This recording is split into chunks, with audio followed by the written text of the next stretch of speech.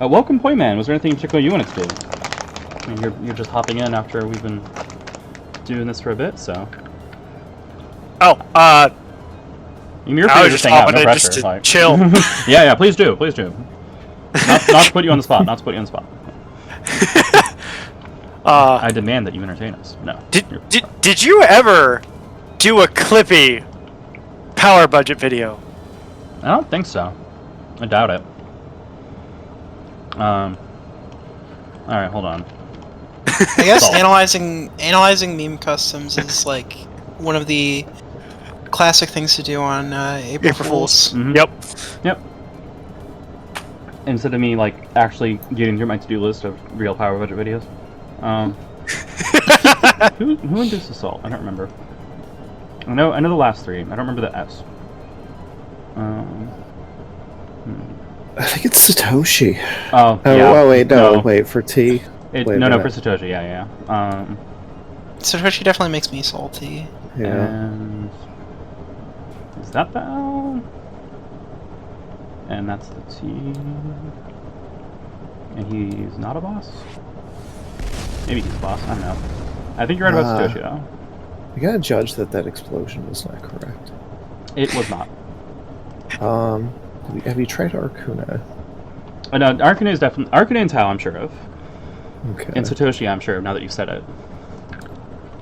I don't think probably Lucia. She has... Lucia? That dumb ultra. You're right. Well, unless it just happened to also randomly line up. Satoshi, Arcana, Lucia, Tao... Oh no, you're right. 100%. Alright. Okay. Alright, so... Clippy in hyperspace. Just as planned. Anyway, so we're gonna do our things. We're gonna make the board nice and clean. There we go. Clippy's character ability. Before your opponent draws the end of turn, you may look at the top card of the deck. You may then place the card on the bottom of their deck, and then they draw as normal. So you either get hand information or you get hand disinformation, right? Like you get what they didn't draw, sort of. Or bottom deck information. Yeah, which is a lot like discard information in that it doesn't tell you what they have, it tells you what they don't have, which is useful. Okay, so that's like non-trivial. It's information, but it relies on the opponent drawing it in a turn instead of using like strike shenanigans or advantage training or whatever. And it only gives you so much value. Like, it's not amazing. Certainly worse than abilities that are like active value. Let's check out the Exceed ability. Right. Well. Yeah, 6 cost Exceed. When you exceed, the opponent shuffles their hand into their deck, and all their force costs are increased by 1. That's gruesome. Although I think I need to amend that because that's not actually legal. You can't increase the cost of a force special. But whatever. Well, it feels terrible, and it is decently powerful. This feels about right for like a 3-gauge Exceed, and then the kicker is what pushes it over because the value you can get off the kicker can be extremely stupid. It just depends. 6 gauge is extremely expensive though, so we'll assume that's on the high value side. I did that backwards. But all right. Wait, isn't the higher value supposed to be on the right? Did I mix them up again? Yeah, I did. Hold on. Sorry. Okay. All right. Wow. Going Japanese there. Okay. Been at this for a minute. My brain is melting. All right. Reindex. Hits Barnstorming after move 2.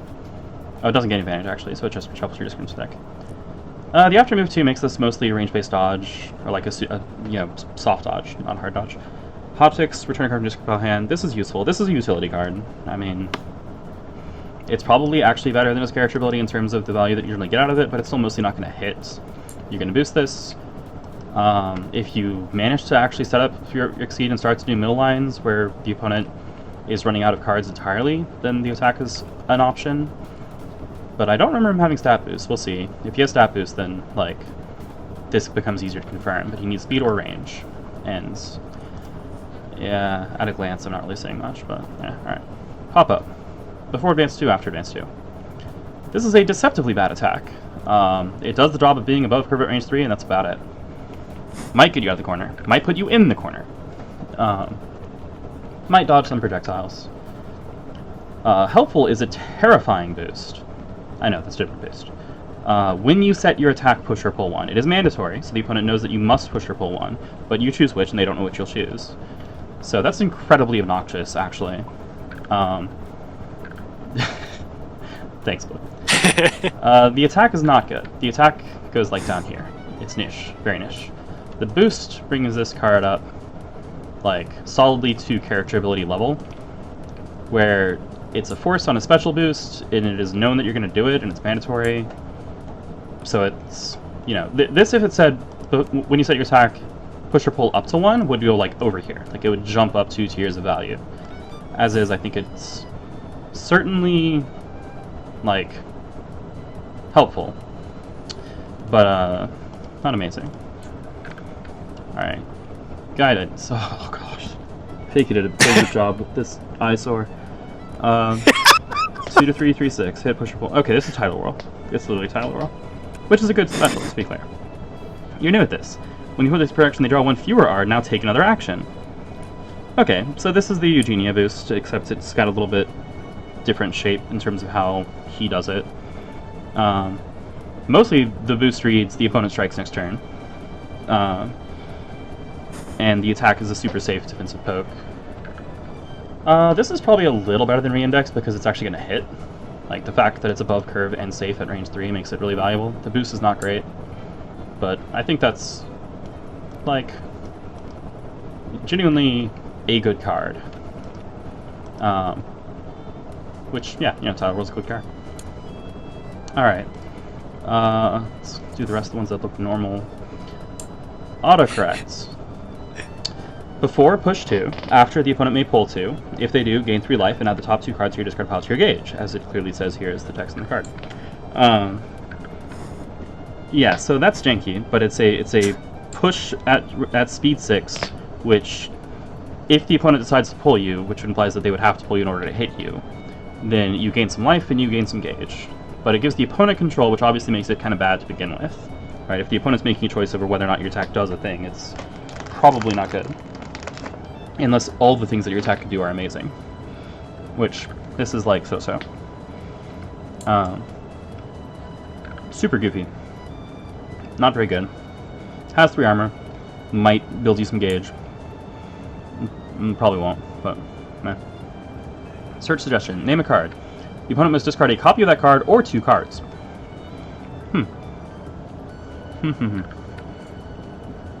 So this is an extra force attached to a parry, but the offset value is not you can see their hand. The offset value is they ditch 2 cards. And once again, you're giving the opponent control, which automatically just makes the card kind of worse because they choose if they're discarding 2 cards or a copy of that card. And they will do whichever they think is preferable. This actually isn't very good. If I do another Clippy draft, then this gets buffed. Both sides of it, probably.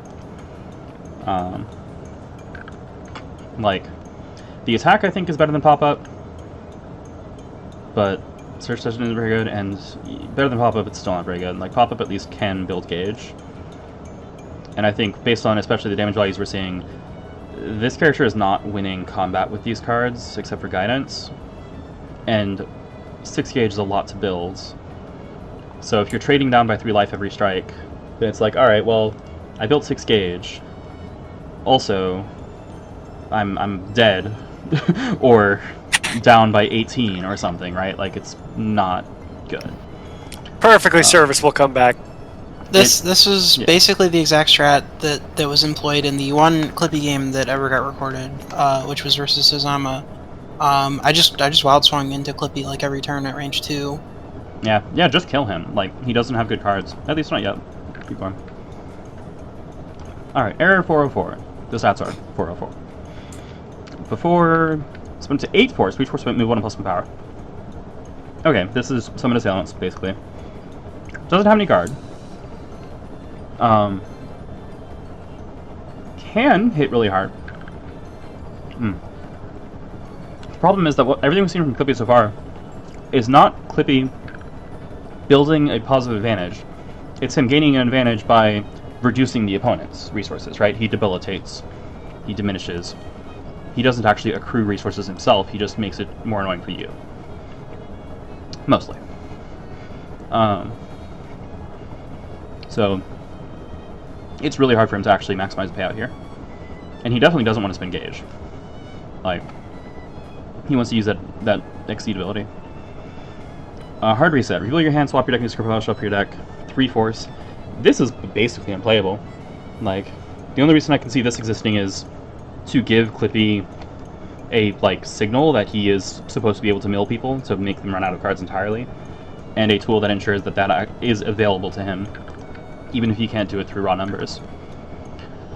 But at 3 force, it's really high cost. And again, we're not seeing him actually gain resources. So, attack's bad, boost is bad. This is like as bad as autocorrect, maybe worse. Probably worse.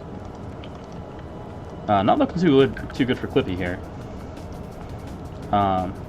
I guess I should have pulled out reference points here, but like...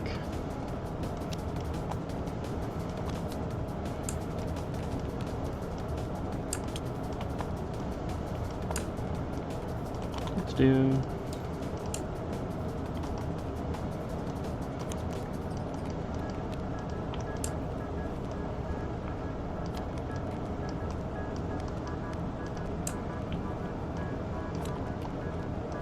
like, that's probably where we're looking. If I wanted to just pull out some reference points. And then in my humble opinion,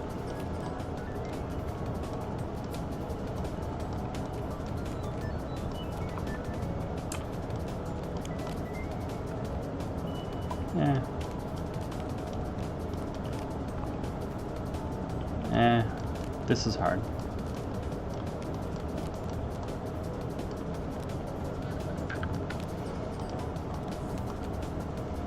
I don't know.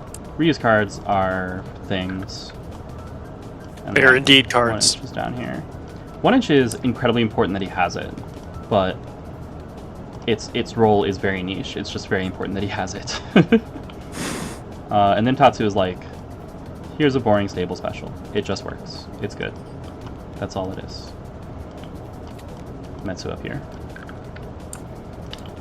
I actually think landing Donkey is one of the best things you can do. However, I think the boosts on Hadouken and Shoryuken are vastly more important than the boost on Donkey Kick, so I'm leaning those cards really high here. Anyway, so there you go. Just sake of comparison, right? Moving all those up so that we can see Clippy's stuff.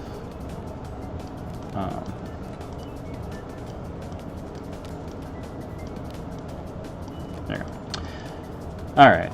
So not looking too good for Clippy here, because he's all skewing down here. Self-installing assistance. 3426. You may generate gauge to pay this attack's gauge cost by discarding cards from the gauge of an opponent within range of this attack. Sadistic. Brutal. Awful.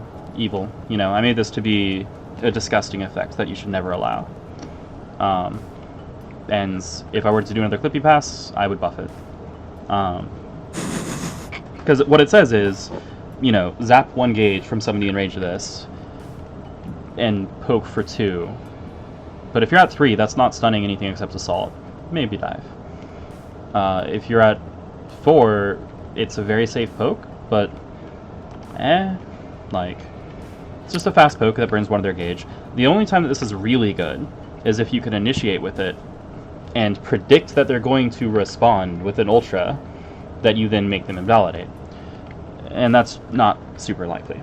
So this is an extremely rude card, but it's not great. And again, still doesn't give Clippy actual damage. Security hole. Spend any amount of force to play this. Attacks at range X don't hit you. So X is the amount of force you spend. That's not on the card, but yeah, okay.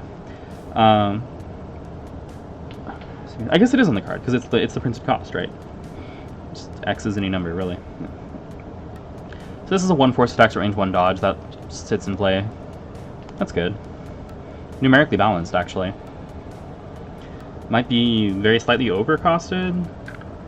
for range 3. No, it's not. No, yeah, not slightly. It is overcosted for range greater than 1. It is at cost for range 1. So it's fine. Like, it's good. The attack is good, just doesn't, like, honestly, the attack might not even be that good. It might even be only this good. Tidal Whirl, it says something when one of Cyrus's specials is better than your entire kit. No, Cyrus has good specials, don't get me wrong. But still, like, you should have a little bit of give here. Assisted upgrade, 1 2 1 6. Hit, look at the opponent's hands, add any more cards from their hand to the cage, then they draw that many cards, so it compensates them. Alright. You give the opponent gauge, and they draw replacements. So this is purely a, I don't want you to have what you currently have. Doesn't gain any power, doesn't ignore a guard, doesn't stun, doesn't win. This is a 3 gauge card that is mostly there to annoy you. Yeah, attack just sucks. Very, very rude, but sucks. Automatic update. -1 speed. Now place this on top of boost in play. This boost replaces the other. So the point of automatic update is you put it on the opponent's boost, right? That's actually good. It turns a +2 into a -1 if they have a speed boost out. It turns True Master into -1 speed. That's insane. This is a really good boost. So this falls in the category of you boost this and the attack is unplayable, which, for reference, I'm not going to claim these are unplayable. These attacks are great. Gurren is better than you think it is, and Metsu Hadoken is at least as good as you think it is, and probably better. But I think the boost automatic update is potentially so great that it's worth being in this column, even though assisted upgrade is just not good. So yeah, I think he wins on economy, doesn't gain any economy at all, and has what are very clearly a lot of effects that were designed to compensate the opponent for making them salty. Because, like, assisted upgrade, self-installing's like gauge cost of only 1. The everything on autocorrect, high cost on hard reset, all this stuff is like, okay, Clippy. And I think this is consistent with the way I designed him. I don't really remember at this point. But Clippy is designed to be awful to play into, right? Clippy is supposed to feel terrible. He's supposed to feel like you just don't get to have fun. That is actually part of his design fantasy. Yep. Yeah, like that's Clippy. Yeah, there's an invisible place where a lot of the power budget was allocated, and you sometimes see this with actual characters, but it's pretty rare, and it's Salt. Yep. Right here. There's where all the power budget went, into Salt. And Salt is hard to bounce around because if you play into Clippy with a clear mind, he falls apart because he has bad attacks. A lot of them. He's speed 6 all the time, but that's it. Yep. Yeah, and the reason everything is speed 6 is just because that's the number that looks like a paperclip. But it was a thematic decision that everything except for 404 was going to be speed 6. So There was a speed 9 at one point. Oh, was there? Okay, then I flipped it later. It was probably one of the ultras. I assume it was an ultra. Probably, yeah, I think it was. I wouldn't put it speed 9 on a special under. I don't even think that made it to, because I think this is still Clippy V1 basically. Yeah, I don't think that ever got drafted. That would have just been on paper or on a, you know. That was before Fakey got hold of it. Is what I'm saying. Yeah, that was like napkin scratch. Yeah. Design. But yeah, like 6s, 9s are the numbers that look like Clippy, so that's what he was gonna have. Yeah, so if I were to do another draft of him, buff error, buff autocorrect. Autocorrect, it's cute what it's doing, but it's very bad. Make hard reset a little cheaper. Character ability unchanged. Pop-up probably draws at least one card, like maybe before advance 2 and draw a card, after advance 2 and draw a card would make this attack, like, good. Not sure if helpful can be zero force or not. I think I was being very cautious about putting that effect on anything because it is very, very rude. It could be zero force, based on the rest of the character kind of lacking power budget overall. Reindex is actually fine as it is. self-installing. This is the question, right? Self-installing and assisted upgrade are both cards that have a bunch of their power budgets sucked up by salt content, and I'd have to decide: do I want to make Clippy more of a character, or do I just want to make him somebody that you hate and then kill? And honestly, I think like the fantasy for Clippy is more you absolutely despise him and then you kill him. If I want somebody that you feel completely miserable to play into, and also they will destroy you, I've got Sans. So. And Zolt.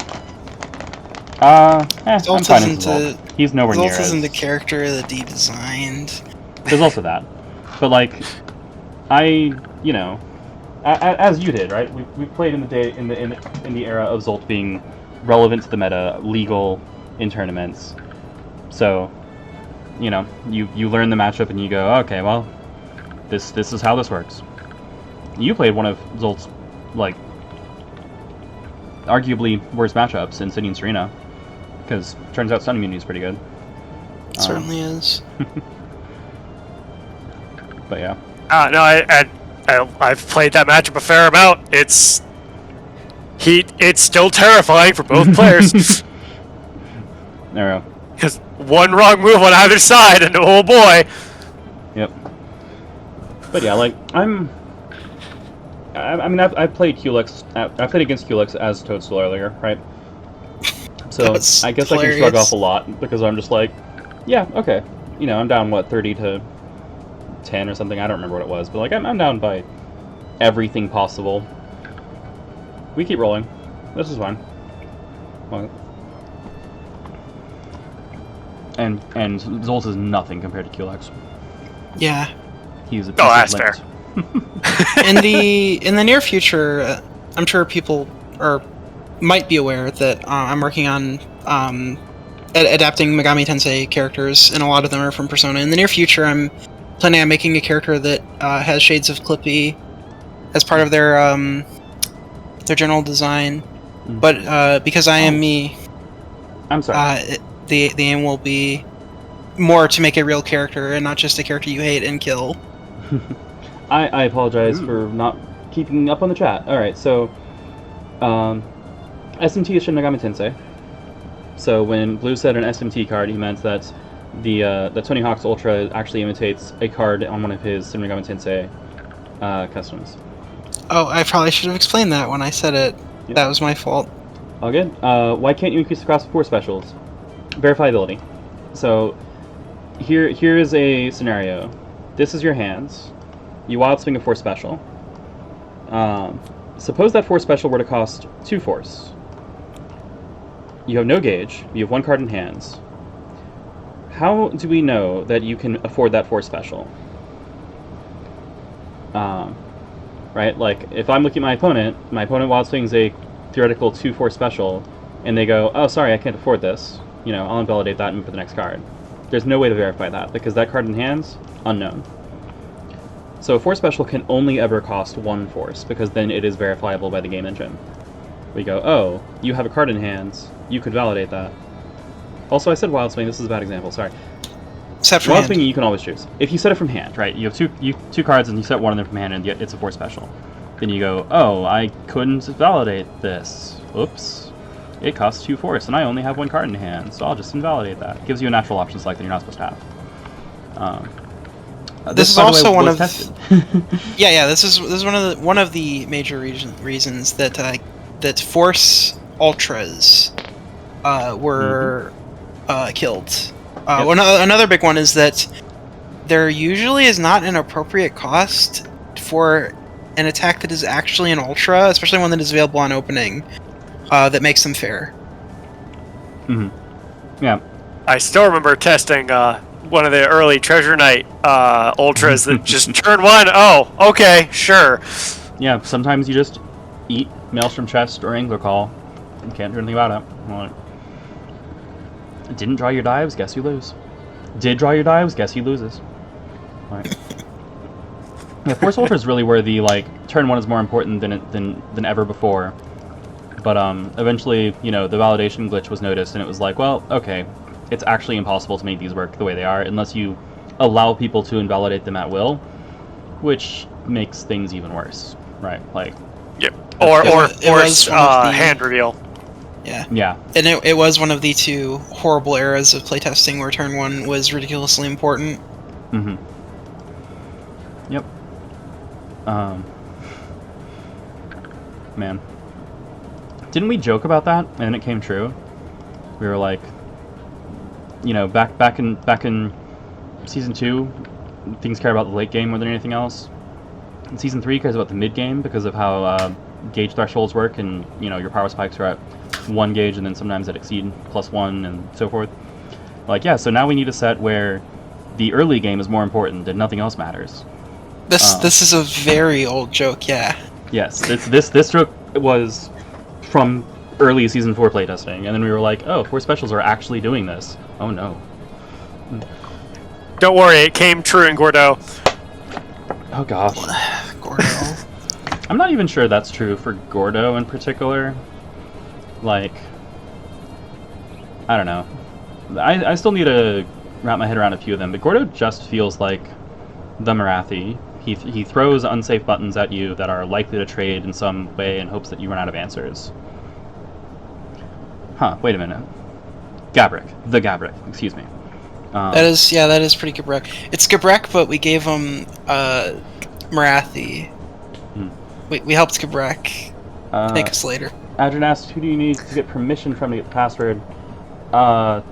Depends on the character. So every time I put a custom in the module, I give the person who made the custom their password. So like, I made Clippy. Well, okay, sorry. I'm a bad example because I know them all because I put them in the module. Picking someone other than me as an example.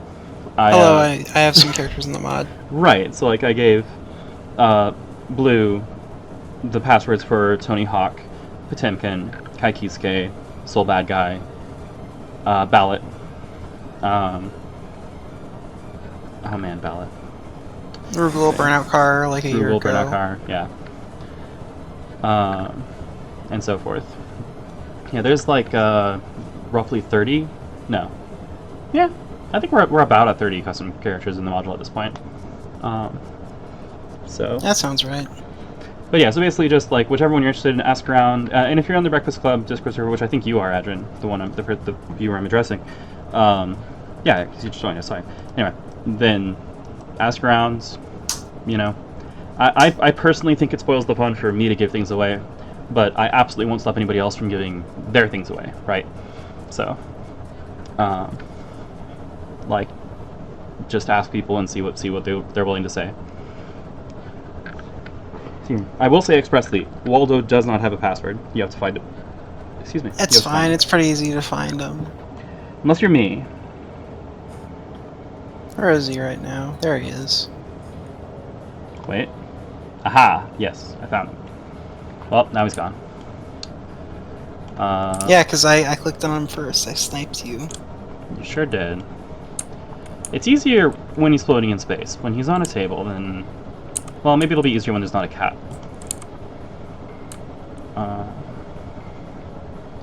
I actually think I just moused over him and then he moved. Whoop.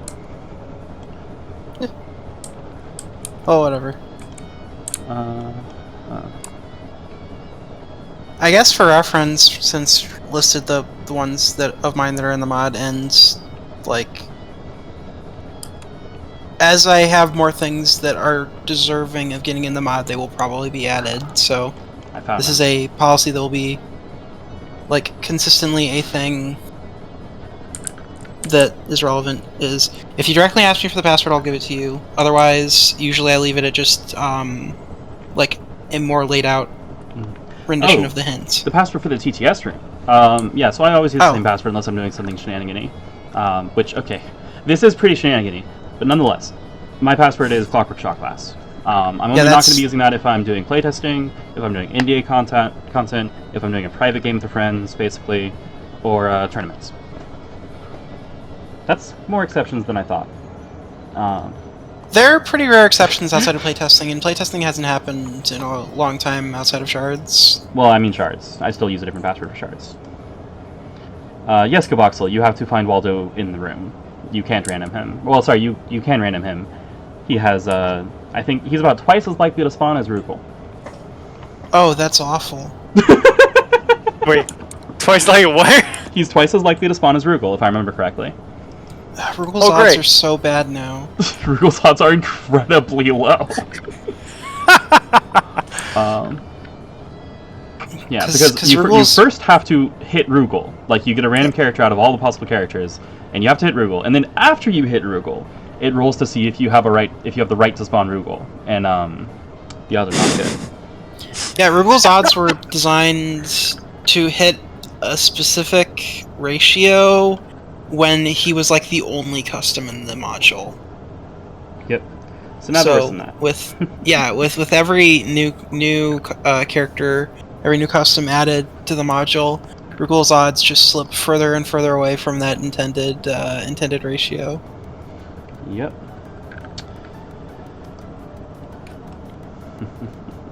So watch second Rugal right now. Nope. You got Sans, which is pretty good. I heard that. I like Sans. Yeah, speaking of control characters. You do feel like you're going to have a bad time. Sans probably needs a little bit of work, but honestly he feels pretty good to me, so like, I don't feel like he needs it to be playable. And I've had a pretty good time with him into other broken characters, so. Which, to be clear, for those who are not aware, Sans is intentionally broken. He's overpowered. He is designed to be as strong as Alice, Juno, and Jamina. So he's supposed to fight the super bosses. Not unlike... He overshot slightly, but he's a little weird. Not unlike Culex, who's also a super boss. There's actually a decent number of them now, because there's Culex. Which custom Imagine? I still have some of your saves. Who do you have in mind? Wait, I have a Carmine in here? Oh, that's not how that works. That's got to be a custom Carmine. Oh yeah, that's probably Ashland's. Oh, yeah, that's right. I remember. I should probably unmute you then. Yeah, that's fair. With each passing April Fools, we'll slowly get more and more Alice, Juno, Jamina-ish characters, because that's a pretty popular. There we go. Quick, by the way, target. hi, Adrian, welcome. Quick reminder: this is a family-friendly stream. Just, I don't know if you remember, so. I am very much a family-friendly person in general anyway, so. Sounds